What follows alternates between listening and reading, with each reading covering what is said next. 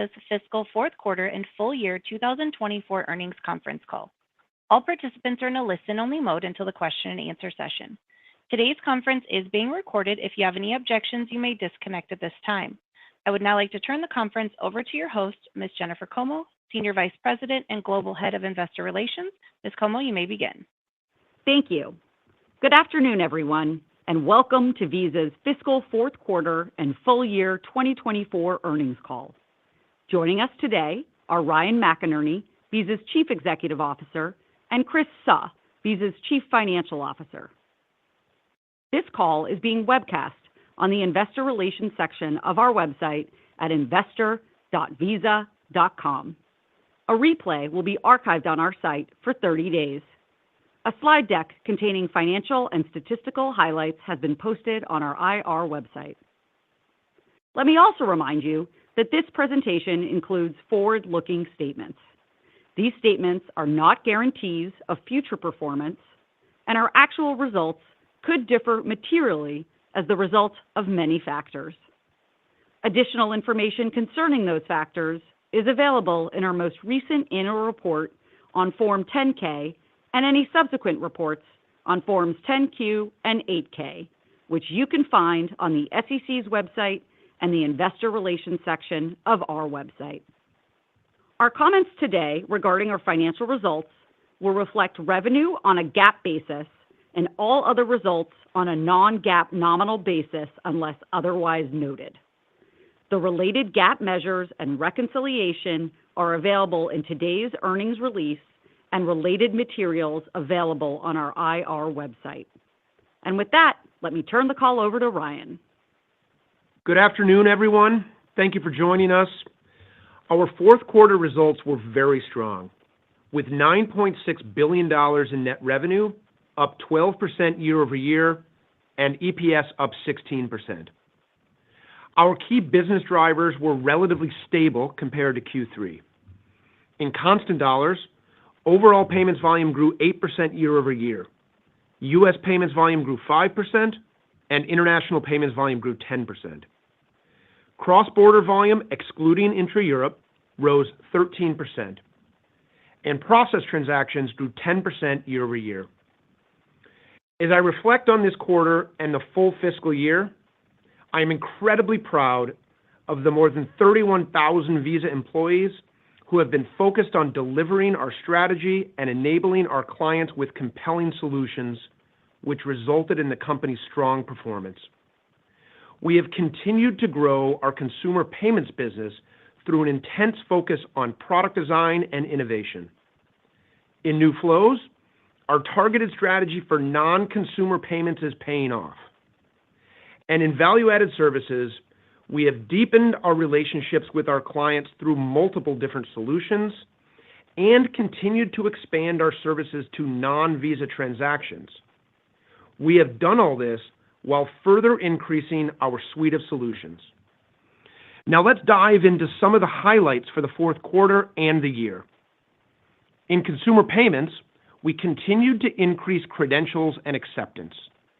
We have over 4.6 billion credentials, up 7% year over year, and 11.5 billion tokens, with more than 30% of our total transactions tokenized. Global merchant locations crossed 150 million.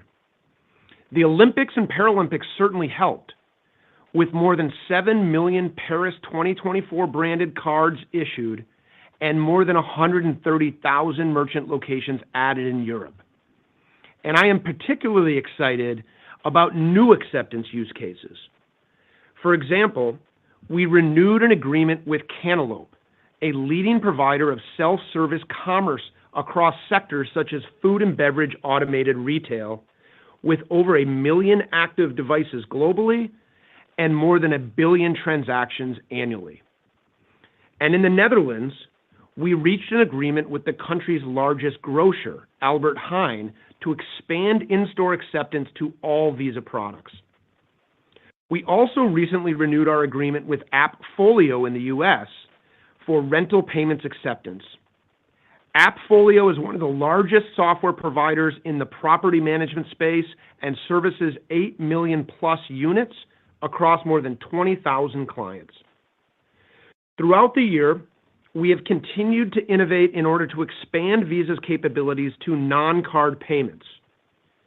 This quarter, we announced Visa A2A, bringing the power of Visa's brand, infrastructure, and rules, as well as consumer protections to enable simpler, safer, and more secure account-to-account payments.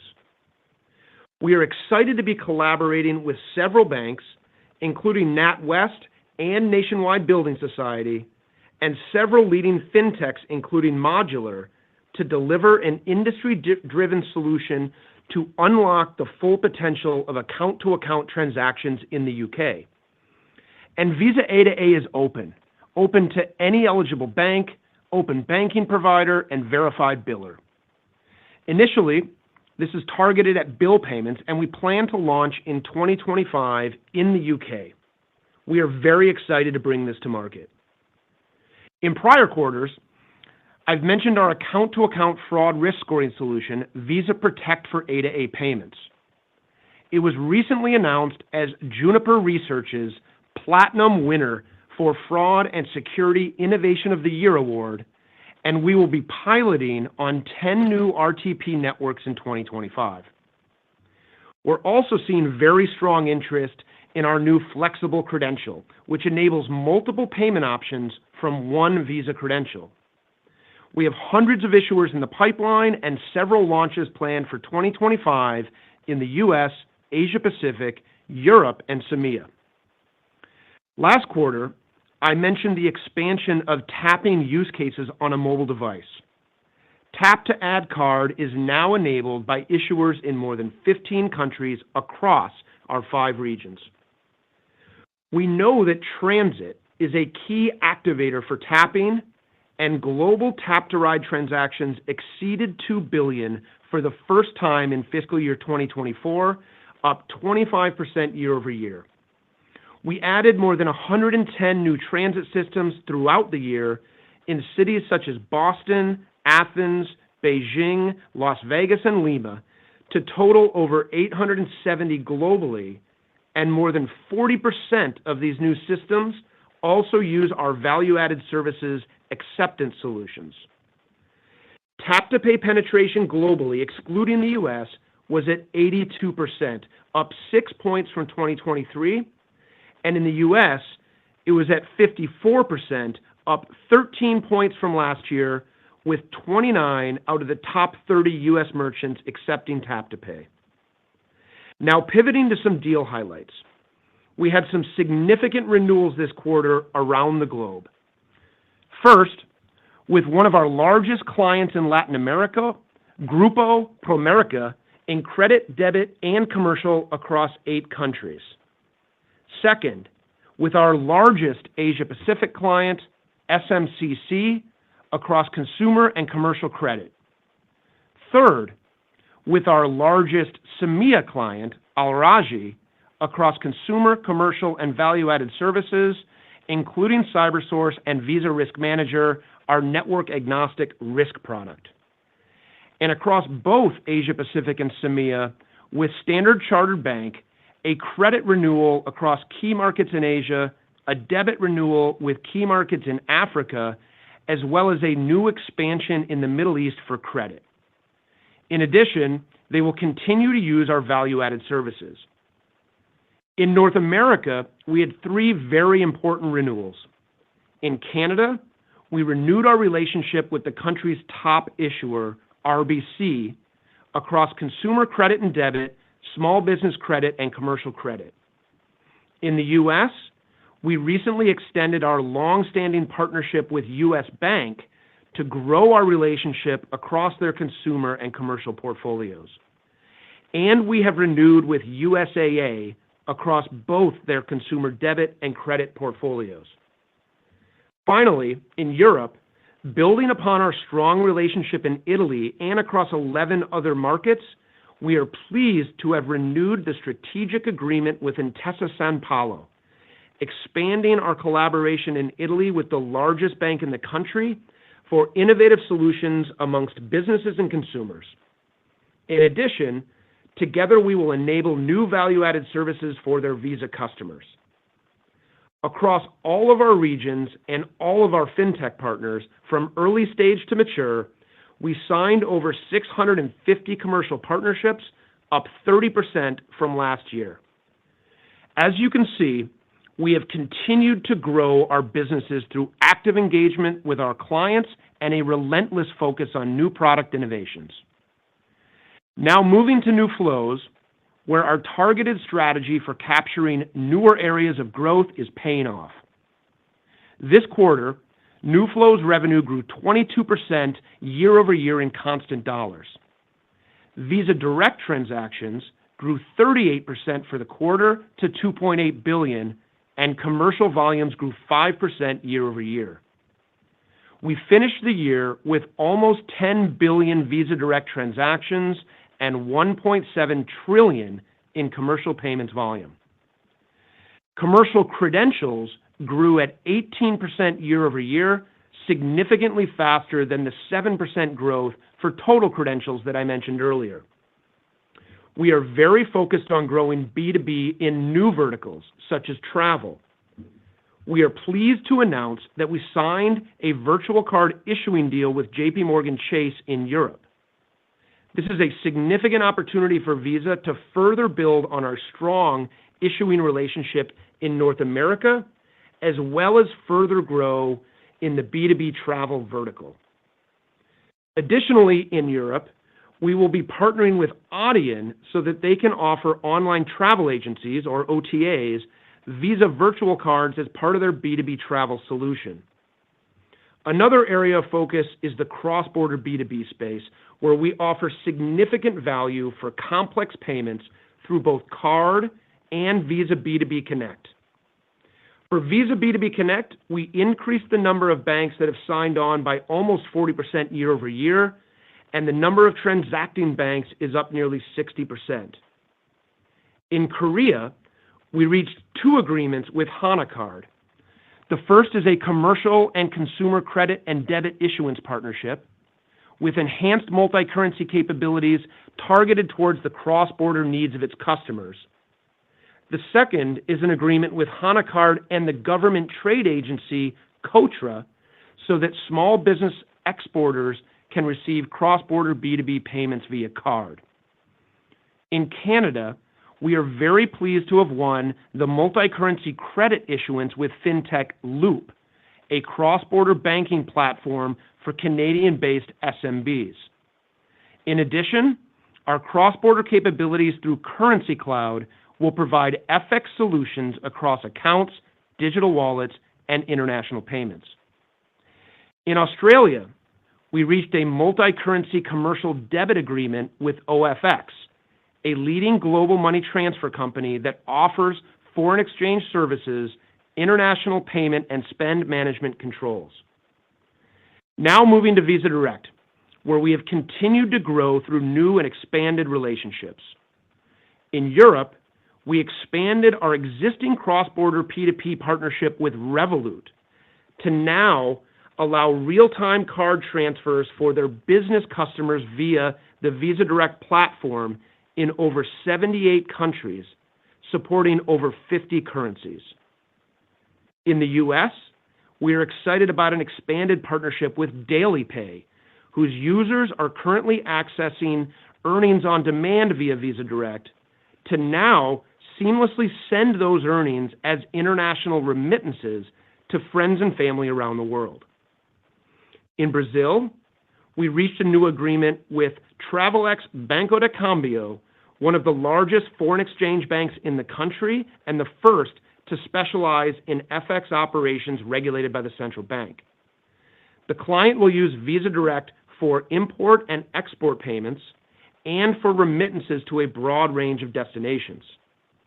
So across our new flows, we have seen our specific strategies succeeding in the marketplace. And now on to value-added services, where revenue was up 22% in the fourth quarter and full year in constant dollars. Let's look at the progress we have made across our value-added services.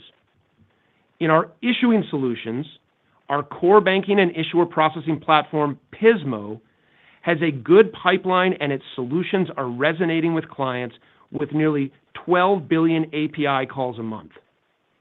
Recently, Pismo renewed its agreement with Itaú in Brazil, and in 2025, we plan to expand Pismo's offerings to clients in more than 5 countries across 4 regions. In risk and identity solutions, we recently announced our intent to acquire Featurespace, a developer of real-time artificial intelligence payments protection technology. It will enable Visa to provide enhanced fraud prevention tools to our clients and protect consumers in real time across various payment methods. And Worldline, already a Visa partner and leading European acquirer, will soon be launching an optimized fraud management solution utilizing Decision Manager to provide businesses with AI-based e-commerce fraud detection capabilities.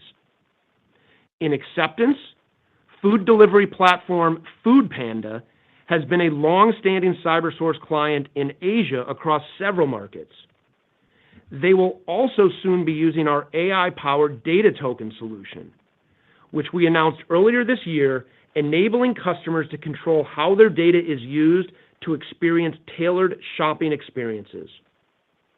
In advisory services, Visa Consulting and Analytics delivered more than 3,000 consulting engagements during the year, and we estimate that we helped clients realize over $5 billion of incremental revenue as a result.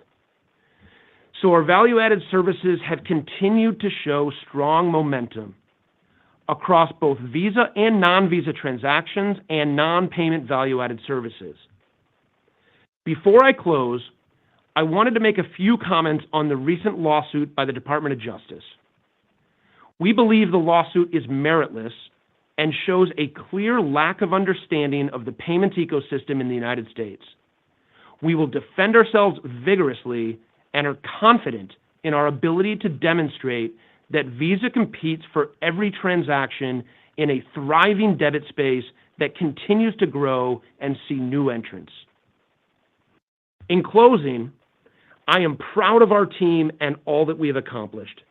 We delivered on our financial expectations while also investing in Visa's future through important product innovation. Back at 2020 at our Investor Day, we set a goal for new flows and value-added services revenue to represent more than 30% of net revenue by the end of 2024. I am pleased to say that we have exceeded that goal. And we will be hosting another Investor Day on February 20, 2025, here in San Francisco, when we can talk more about our strategy to continue growing value-added services, new flows, and consumer payments. I see tremendous opportunity ahead and feel confident in our plans to get us there. Now over to Chris. Thanks, Ryan. Good afternoon, everyone. We closed the year with another strong quarter. In Q4, we saw relatively stable growth across payments volume, cross-border volume, and processed transactions when compared to Q3. In constant dollars, global payments volume was up 8% year over year, and cross-border volume, excluding intra-Europe, was up 13% year over year. Processed transactions grew 10% year over year. Fiscal fourth quarter net revenue was up 12%, above our expectations, primarily due to lower than expected incentives, stronger than expected other revenue, and FX being less of a drag than expected. Net revenue was also up 12% in constant dollars. EPS was up 16% year over year and 17% in constant dollars, higher than expected from the strong net revenue performance and a lower than expected tax rate. Let's go into the details. In the U.S., total payments volume grew 5% year over year, in line with Q3. Credit and debit also each grew 5%. Card present volume grew 2%, and card not present volume grew 6%. Consumer spend across all segments, from low to high spend, has remained relatively stable to Q3. Our data does not indicate any meaningful behavior change across consumer segments from last quarter. Moving to international markets, total payments volume was up 10% in constant dollars, stable to Q3.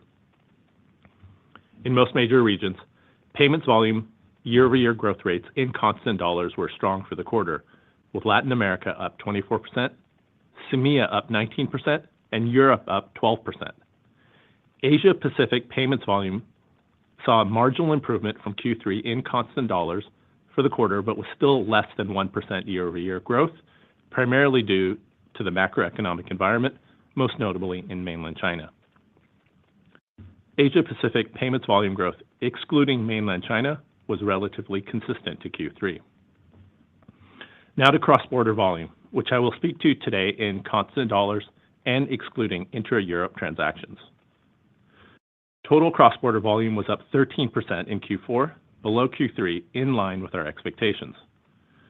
Q4 cross-border e-commerce, measured as card-not-present volume excluding travel and crypto purchases, grew 15%, which was faster than cross-border travel volume growth at 12%, in line with our expectations.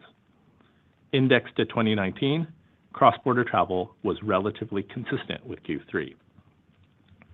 As we look at the travel corridors, the primary driver of the lower year-over-year cross-border travel volume growth was Asia Pacific inbound and outbound, which continued to be impacted by the same primary factors we've been mentioning all year: macroeconomic conditions, currency weakness, and flight bookings being below pre-COVID levels.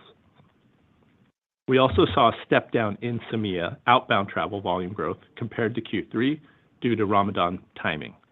Normalized for this, the CEMEA growth was stable. Now let's review our fourth quarter financial results. I'll start with the revenue components. Service revenue grew 8% year-over-year versus the 7% growth in Q3 constant dollar payments volume due to mix and improving utilization of card benefits. Data processing revenue grew 8% versus 10% processed transaction growth, primarily due to fees and penalties being lower than the prior year. International transaction revenue was up 9% versus the 13% increase in constant dollar cross-border volume, excluding intra-Europe, impacted by lapping higher currency volatility from last year, even with the average quarterly volatility being slightly higher in Q4 versus Q3.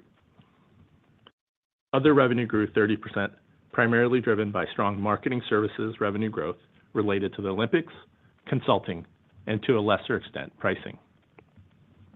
Client incentives grew 6%. As expected, Q4 was the annual low point for year-over-year growth due to lapping significant renewals from the prior year. In addition, it was further lowered from some one-time adjustments due to client performance. While Ryan mentioned a significant amount of renewal activity in his remarks, the majority of that impact will begin in Q1 of 25. Now on to our three growth engines. Consumer payments revenue growth was driven by relatively stable payments volume, cross-border volume, and processed transaction growth. New flows revenue grew 22% year-over-year in constant dollars, helped by a one-time rebate adjustment due to deal timing. Visa Direct transactions grew 38% year-over-year, helped by growth in Latin America for interoperability among P2P apps. Commercial volume rose 5% year-over-year in constant dollars, below Q3 primarily due to days mix. Value-added services revenue grew 22% in constant dollars to $2.4 billion, led by strong growth in marketing services and consulting and issuing solutions. Operating expenses grew 11%, led by increases in marketing and personnel expenses. FX was a minimal drag instead of the half-point benefit we had expected. Our acquisition of Pismo represented an approximately half-point drag as well. Non-operating income was $69 million. Our tax rate was 16.5% due to an update in our tax position across jurisdictions. EPS was $2.71, up 16% over last year, with an approximately 1-point drag from exchange rates and an approximately half-point drag from Pismo. In Q4, we bought back approximately $5.8 billion in stock and distributed over $1 billion in dividends to our stockholders. We also funded the litigation escrow account by $1.5 billion, which has the same effect as a stock buyback. At the end of September, we had $13.1 billion remaining in our buyback authorization. As we closed out fiscal 2024 and readied for fiscal 2025, I reflected on our full-year performance relative to what we had expected at the start of the year. With the strong Q4, full-year net revenue grew 10%, in line with our expectations, and EPS grew 15%, above our expectations, a testament to Visa's diversified business model. Volatility started strong in Q1, but then declined and remained at lower than expected levels throughout most of the year. For incentives, we anticipated year-over-year growth would be lower than fiscal 2023, due primarily to smaller impacts from renewals in fiscal 2024. The growth rate ended up being even lower than we expected due to client performance adjustments and deal timing. On the business driver front, processed transactions grew 10%, as expected. Payments volume grew 8% in constant dollars, below expectations, due to a combination of weakness in Asia-Pacific, as we have discussed, and in the U.S. from ticket size not improving as expected, and to a lesser extent from the Reg II impact. Total cross-border volume growth, excluding intra-Europe, was 15% in constant dollars, generally in line with our original expectations, though the growth in cross-border travel volume was lower, primarily due to Asia-Pacific travel, and card-not-present, excluding travel volume growth, performed better than we expected. As we've seen this year, volumes and transactions can swing quarter to quarter. As these drivers fluctuate, we work carefully to manage our business to deliver on our expectations. So as we thought about our budget and guidance philosophy going into fiscal 2025, it's largely the same approach and represents our best view based on today. So let's get into the guidance details. And a quick note, when I reference 2024 and 2025, I'm referring to our fiscal years. As we regularly say, we are not economic forecasters, so we're assuming the macroeconomic environment stays generally where it is today. As such, we expect payments volume and processed transaction growth to remain strong and generally in line with full-year 2024 levels.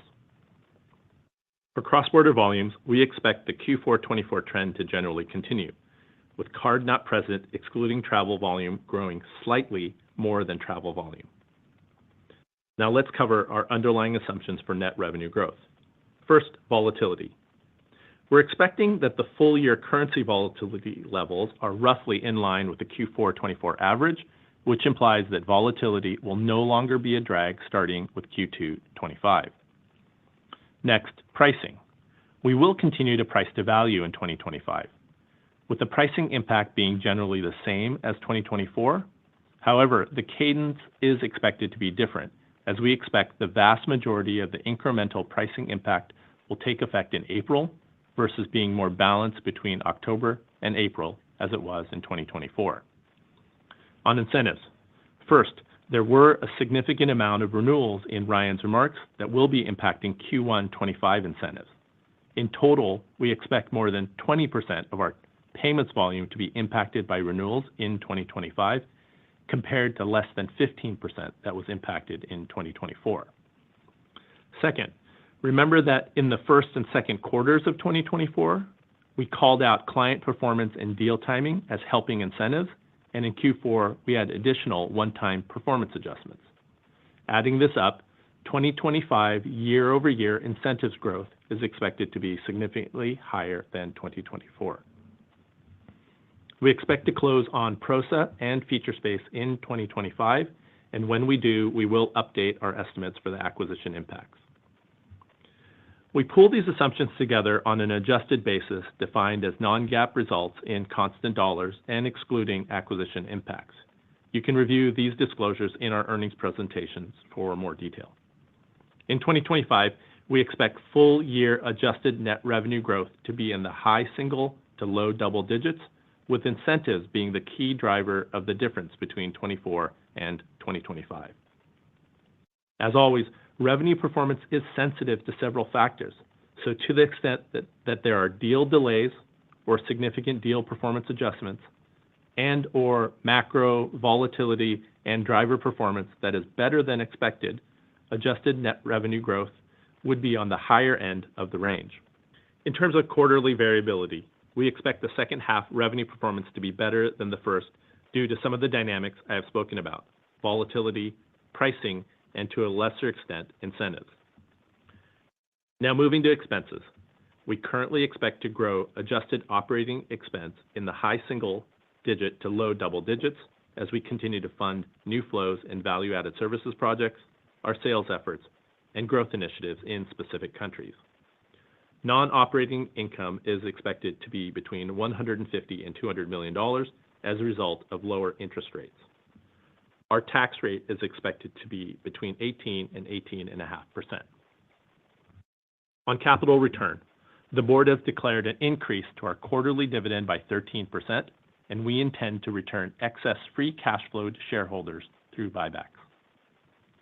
All this results in adjusted EPS growth to be in the high end of low double digits. Now moving to Q1. For the first 3 weeks of October through the 21st, with volume growth in constant dollars, U.S. payments volume was up 6%, with debit up 7% and credit up 6% year over year. Cross-border volume, excluding intra-Europe, grew 13% year over year. Processed transactions grew 11% year over year. Now to financial expectations. We expect Q1 adjusted net revenue growth in the high single digits. 3 things to note when we look at the step down in adjusted net revenue growth from the fourth quarter in 2024 to the first quarter in 2025. First, incentives. There are a number of factors impacting incentives, especially in Q1 and H1, so let me go through each part. As I mentioned earlier, Q4 incentives growth was even lower than expected with the combined impact of the lapping of significant renewals in 2023 and the one-time adjustments due to client performance. As I also mentioned, in 2025, we expect a significantly higher amount of our payments volume to be impacted by renewals, approximately 20% compared to under 15% in 2024. This is a combination of the large amount of renewals in Q4 24 that will go into effect, plus the amount of renewals we expect in 2025. In addition, the timing of the deal terms in 2025 is such that we expect about 60% of the 2025 renewal volume to go into effect in Q1. Putting those all together, we expect a significant step up in the dollar amount of incentives from Q4 of 24 to Q1 of 25. Second, the timing of pricing actions. As I mentioned, whereas in 2024, the pricing impact was similar quarter to quarter, this year we expect less pricing impact in the first half than the back half, with Q1 having the smallest impact. Third, other revenue. As we do not have a major event in Q1, like the Olympics or FIFA, we anticipate lower growth in consulting and marketing services related revenue compared to Q4. We expect adjusted operating expense growth to be in the high single digit to low double digits. On a year-over-year basis, remember that the first quarter of 2024 had a lower operating expense growth rate, both from lapping FIFA-related expenses in 2023 and from the allocation of Olympic-related marketing spend to other quarters. Non-operating income is expected to be between $35 and $45 million, and our tax rate is expected to be around 18.5%. This puts our first quarter adjusted EPS growth in the low double digits. As always, if the environment changes and there are events that impact our business, we will remain flexible and thoughtful on balancing short and long-term considerations. As we are several weeks into fiscal 2025, Visa's underlying business continues to be healthy and the growth opportunities are significant. We look forward to discussing this and our long-term growth algorithm at the upcoming Investor Day. And now, Jennifer, I'll hand it back to you. Thanks, Chris. And with that, we're ready to take questions. If you would like to ask a question, please press star and one clearly record your name. You will be announced prior to asking your question. To ensure all questioners are heard, we ask that you please limit yourself to one question. Once again, to ask a question, please press star then one. To withdraw your question, press star two. Our first question comes from Harshita Rawat from Bernstein. Please go ahead. Good afternoon. Thank you for taking my question. A lot going on in the U.S. Regulatory front with regards to the DOJ lawsuits, Reg II, MDL, CCPA. Can you share your overall thoughts on the regulatory and litigation environment in the U.S.? And Chris, just as a follow-up, can you help us maybe size your revenue exposure to U.S. debit, both including as well as excluding Visa DPS? Thank you. Yeah, thanks for the question.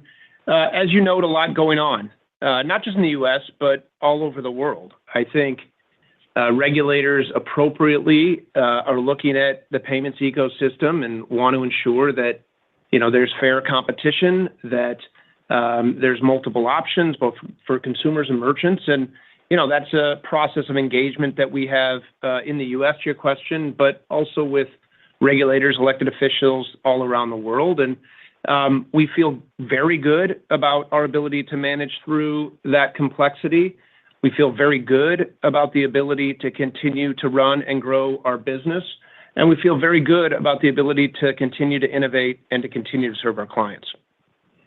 In terms of revenue exposure, that's not something that we disclose as it relates to U.S. debit or other parts of the business like that. But in terms of our ability to compete, we feel really, really good about it. Next question. Next, we'll go to the line of Ramsey El-Assal from Barclays. Please go ahead. Hi, can you give us your updated thoughts on the competitive environment, especially as it pertains to, or specifically as it pertains to Pay by Bank? We're seeing Walmart move forward with a new product and chatter around some other offerings. We've seen these products in the past, but I'm just wondering if there's anything that's sort of changed on the ground to make these a little more, interesting for consumers. I know you guys are involved as well, serving that part of the market now. So curious to get your comments. Yeah, there's a lot going on with account-to-account payments in the U.S. and around the world, as you note as well. Pay by Bank is not a new capability. It's not a new capability in the United States. It's not a new capability for Walmart. Actually, I think as of today, you can load 3 different bank accounts into your Walmart.com wallet to pay for things. And as you alluded to, they've also put some news out that they're going to have a new partnership that I think is going to further enhance that. We expect that account-to-account payments will continue to proliferate here and around the world. We think there's a lot that we can add in terms of value to account-to-account payments. I mentioned some of those things in my prepared remarks. But as I've talked about several times on this call, it's a very, very competitive environment in which we operate. But we feel very, very good about our products, our innovation, our ability to provide value to end users in terms of buyers and also sellers, and therefore our ability to continue to grow the business. Next question. Next, we'll go to the line of Sanjay Sakhrani from KBW. Please go ahead. Thank you. I had a question on commercial volumes. I know they decelerated because of days mix, but I'm just wondering, what kind of growth rate we should expect on a go-forward basis. I mean, I know there's some macro impact, so maybe just talk about that specifically. Thanks. Hi, Sanjay. This is Chris. Yeah, as you noted, we did see a days mix impact in Q4 with commercial volumes. But if I just back way up, we're excited about the opportunity in new flows. We're optimistic about the big opportunity ahead.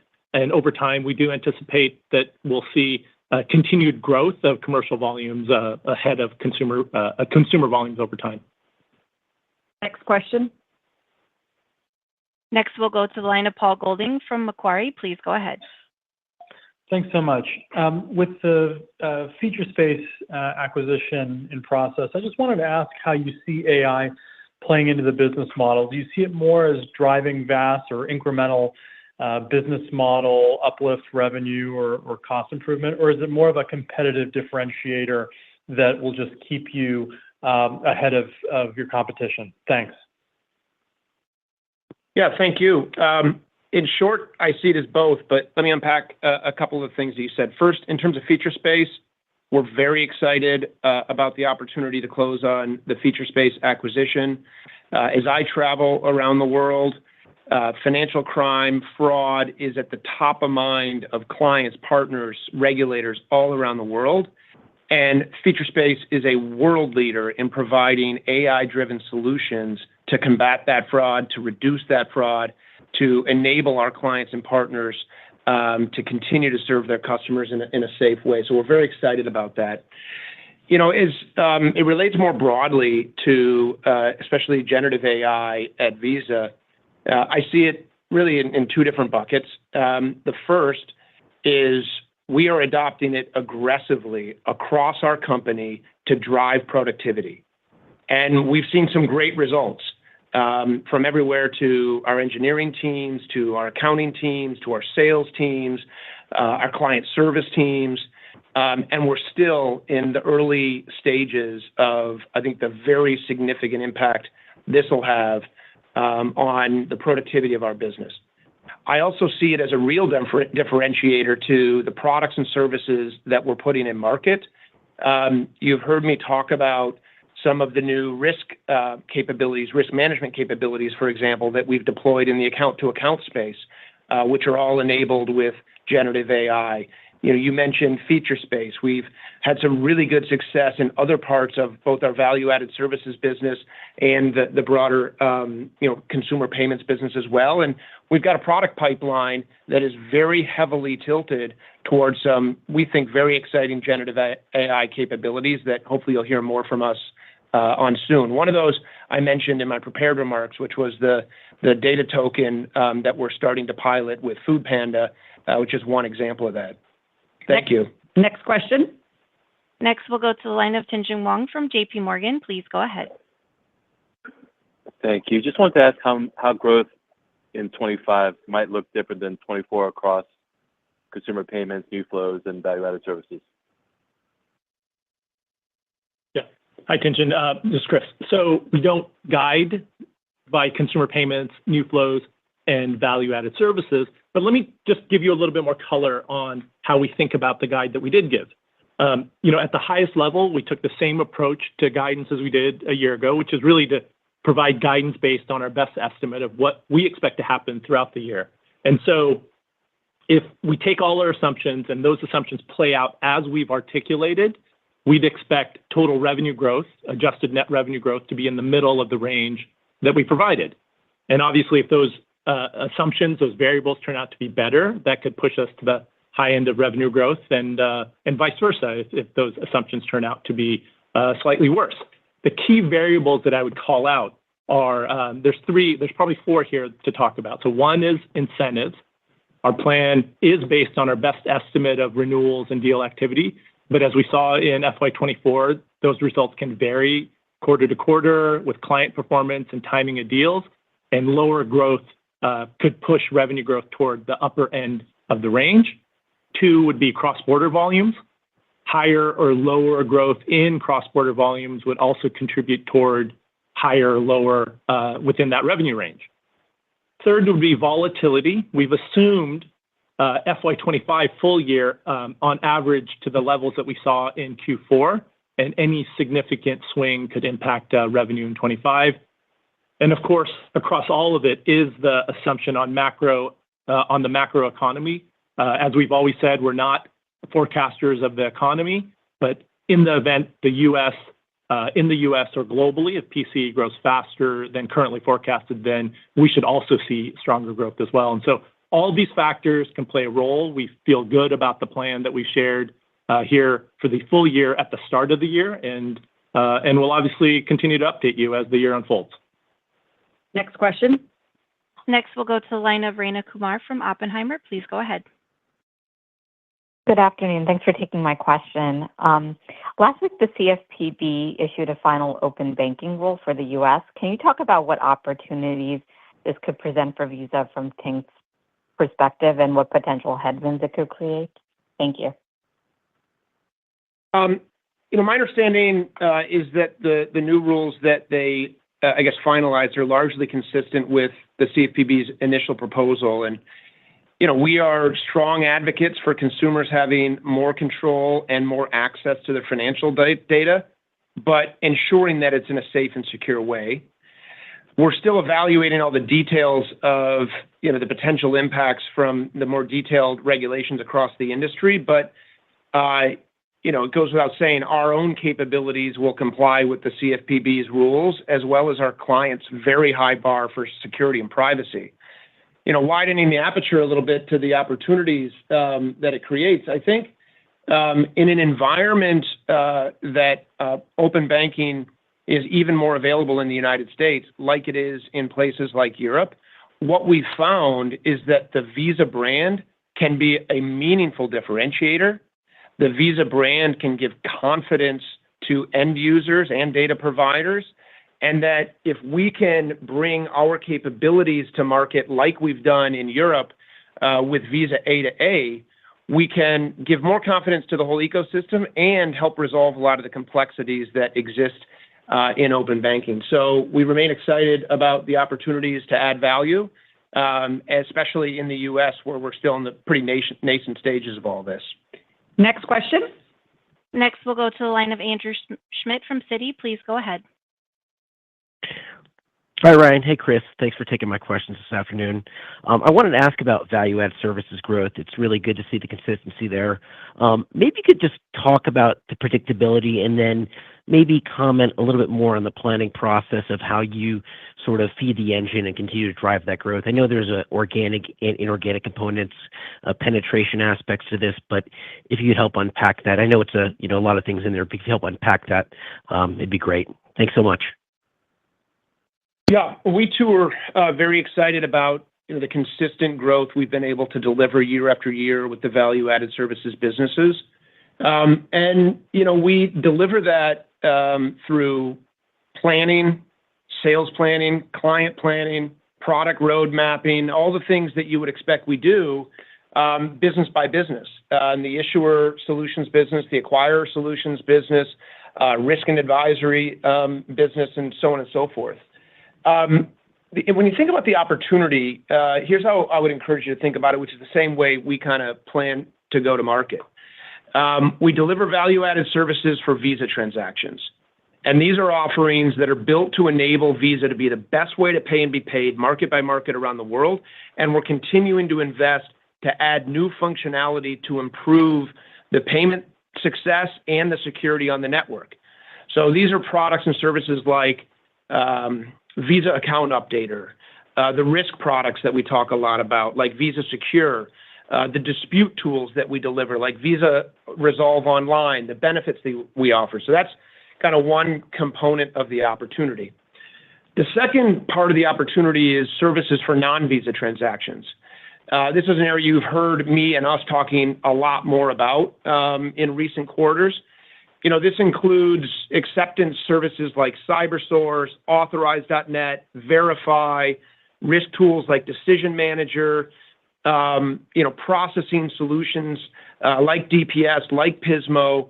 And again, these are all capabilities that we're bringing to market for our clients that add value for all different types of payment transactions.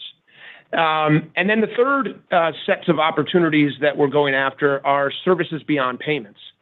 This is a much broader category. It includes things like our consulting and analytics teams, our marketing services teams, open banking services such as, Tink we were talking about earlier in terms of their data aggregation solutions.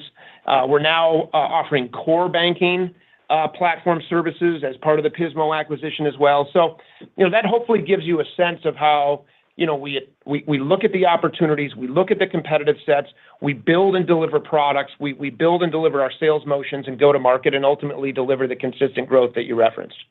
Next question. Next, we'll go to the line of Dave Koning from Baird. Please go ahead.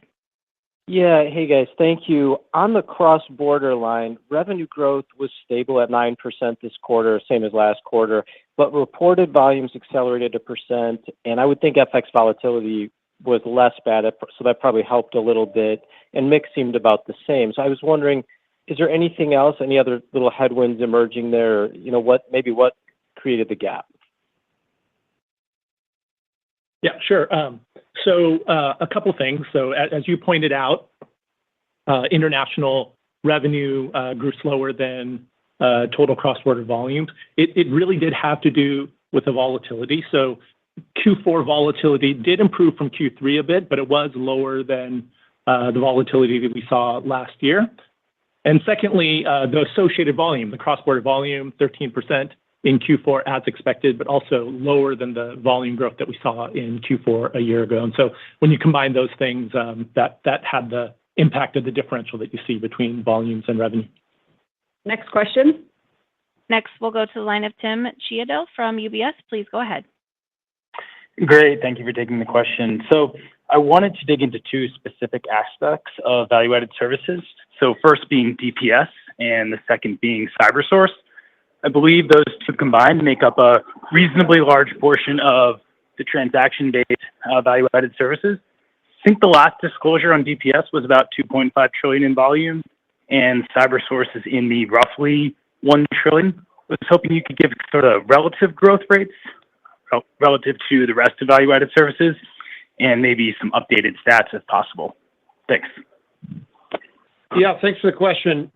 We're super proud about the progress that we're making in DPS and in CyberSource, DPS being primarily in the U.S. and CyberSource being a really at-scale global platform now.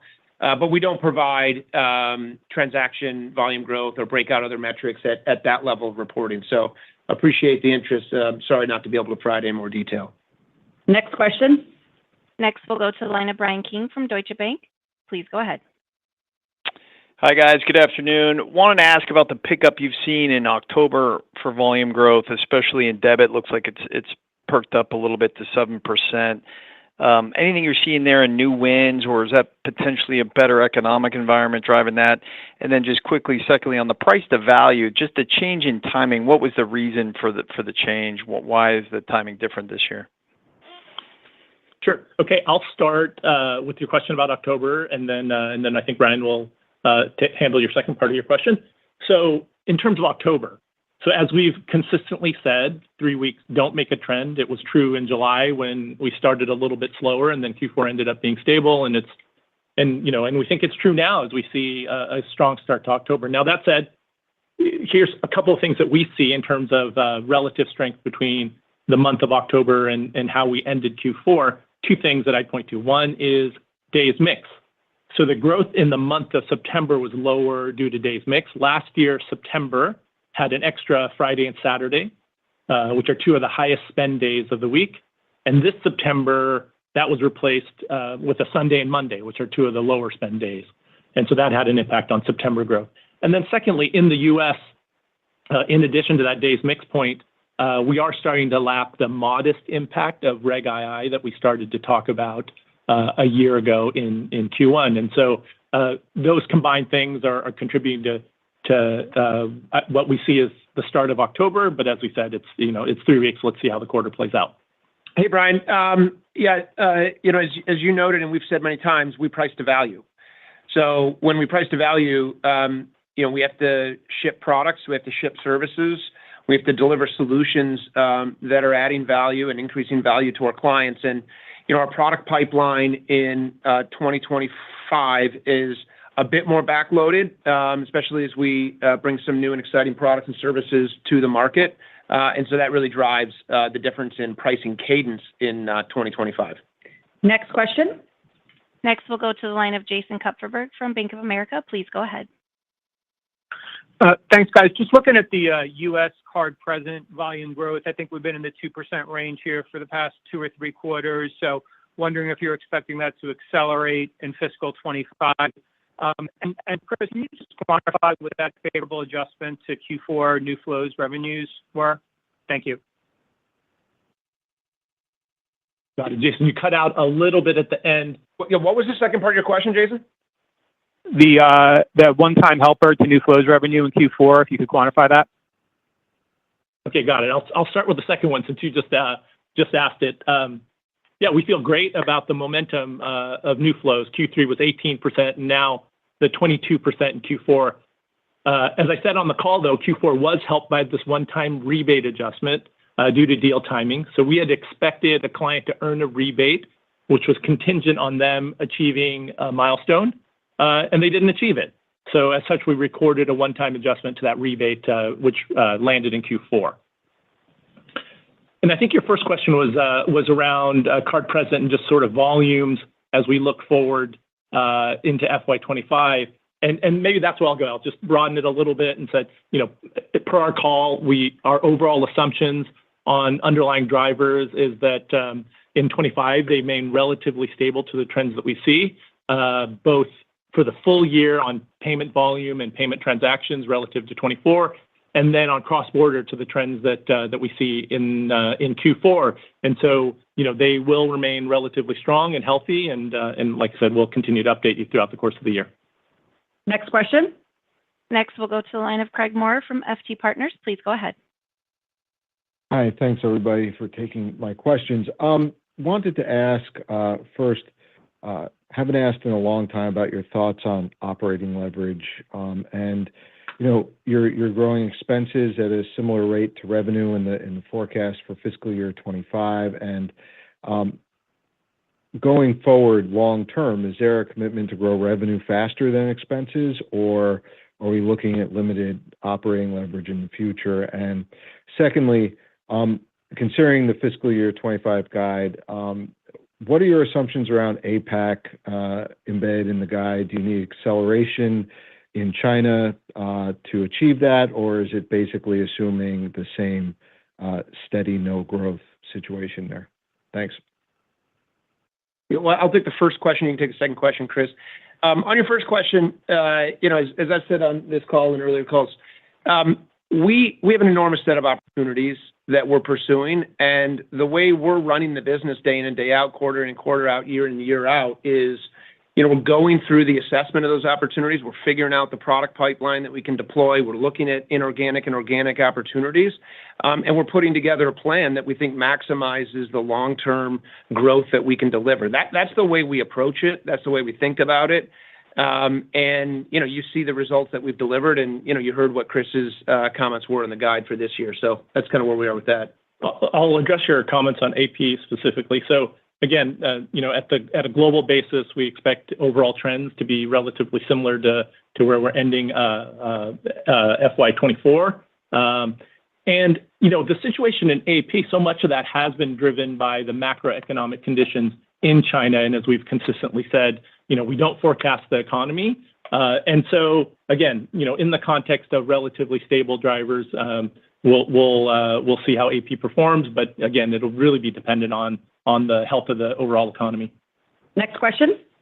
Next, we'll go to the line of Trevor Williams from Jefferies. Please go ahead. Great. Thanks a lot. Yeah, I wanted to follow up on value-added services. I think the general framework you've given is roughly 2/3 of VAS revenue is transaction-linked in some form. Of that portion that's tied to transactions or volume, how much of that today needs to be running over VisaNet for you to be earning those VAS revenue streams? Ryan, it sounds like most of it today is still running over your network, but maybe the off-network piece should be increasing as a percentage of the mix over time. But anything more specific there would be helpful. Thanks. Yeah, I mean, the largest component of our VAS revenue today is that first bucket of services I mentioned for Visa transactions. And obviously, we've been doing that the longest time. And, just to comment on that, what that really does is it drives additional yield on top of our Visa transactions. So we're adding more value to the transaction, we're adding more value to the client, and ultimately driving additional yield on top of the Visa payments volume growth that we see. But as I said, we also see we've made meaningful progress building out our platforms to service non-Visa transactions. CyberSource, I mentioned, Verify, I mentioned, Pismo, I mentioned, Decision Manager, I mentioned. These are all becoming meaningful platforms for us with meaningful opportunity. And you can just imagine the TAM that we're able to go after when we're not just delivering services for Visa transactions, but we're able to work with clients to deliver services on top of a much broader array of payment transactions is just significant. So we remain very excited about both. Last question, please. Our final question goes to the line of Darrin Peller from Wolfe Research. Please go ahead. Hey, thanks, guys. Look, just coming off of I think it was 12% growth in incentives and rebates in 24, and now you're saying obviously higher 25. It's obviously great to see the activity should help sustain growth. Maybe just help us understand a little more around, you mentioned a lot of renewals, but what about just net new business and market share gains? How does that build in? And I guess related to that, it looks like this year is a big year of that contra revenue growth rate. So does that have an impact on how you think about this year's growth versus long term? We'd think it could be actually, more even better, this year being a little bit of an outlying year in terms of growth and incentives and rebates, if we're thinking about that correctly. Thanks, guys. Yeah, Jared, I mean, I don't think we're going to get into like the outer years, but, I'd say a couple things. One is we're winning. Like we're winning region by region and market by market around the world. You look at the size and sophistication of some of those names that I mentioned in my prepared remarks, and I've mentioned for the last couple quarters. We are winning, and we feel really good about that market by market around the world. Second thing is, as we've also talked about in the past, we can't necessarily predict the time of when these renewals are going to happen, when the competitive situation is going to happen in our client. We have to be ready at any given time to give our best and hopefully ultimately win. And as you were alluding to, there's been kind of a string of those recently, and more of them this quarter that we're excited about. So we'll continue to deploy a great product. We've got a great team that I acknowledged during the prepared remarks that's serving these clients, which is ultimately a big reason they choose to both continue to do business with us and expand the business that they're doing with us.